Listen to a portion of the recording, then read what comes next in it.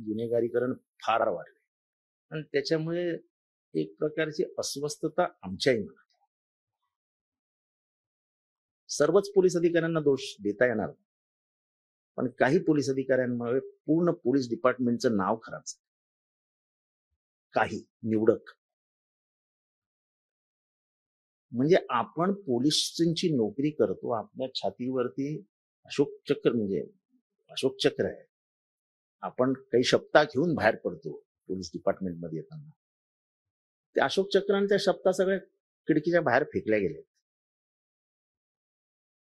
आणि हे जे कुठला तरी पीए फोन करतो, कुठला तरी पीएस फोन करतो, कुठला तरी राजकारणी फोन करतो आणि गुन्हेगारांना वाचवतो आणि मध्ये सेटलमेंट केलं जातं.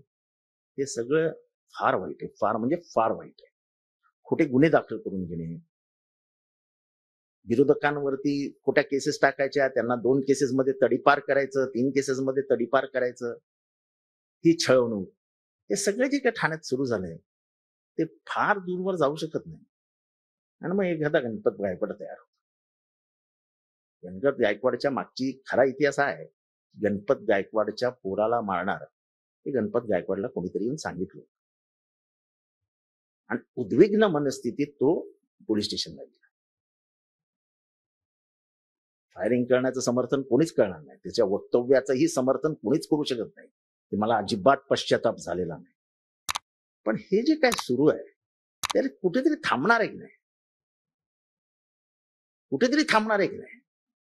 माझ्यावर टाकलेल्या खोट्या केसेस, माझ्या साक्षीदारांना म्हणजे माझ्या आरोपींना, माझ्या बरोबर असलेले आरोपी आहेत त्यांना करोडो रुपये देऊन तुम्ही माफीचे साक्षीदार व्हा म्हणून सांगण्याचा उद्दमपणा.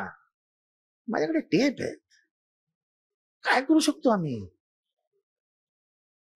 म्हणजे आमच्यासारखे सुद्धा आमदार म्हणजे अशा हातात घात करून बसलेत.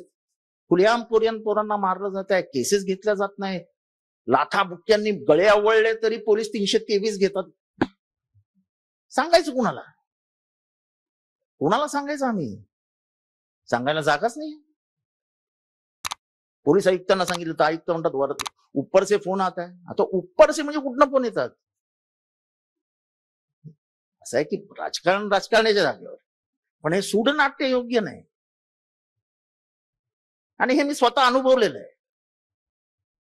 ठीक आहे, कार्यकर्त्यांच्या हातनं चुका होतात ते नाही, पण मुद्दामून तो खटला बरोबर एका दिशेने घेऊन जायचा, खोट्या सर्टिफिकेट आणायला मदत करायची. काय गरज आहे पोलिसांना हे सगळं करायचं? मी नाव घेऊन सांगतो, एसीपी काब्दुले. मी स्वतःचा अनुभव माझा.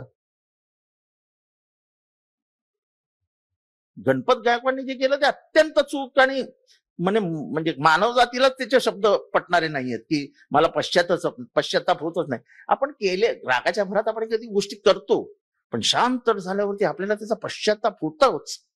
मानव जातीचा हा मूळ स्वभाव आहे.